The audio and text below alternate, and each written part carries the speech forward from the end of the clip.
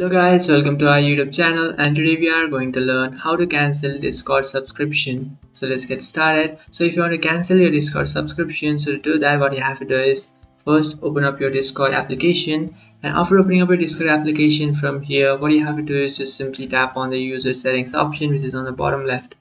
After tapping on that, now you just have to tap on the subscription option, and after tapping on subscription, now you will find all the subscriptions that you have in your Discord.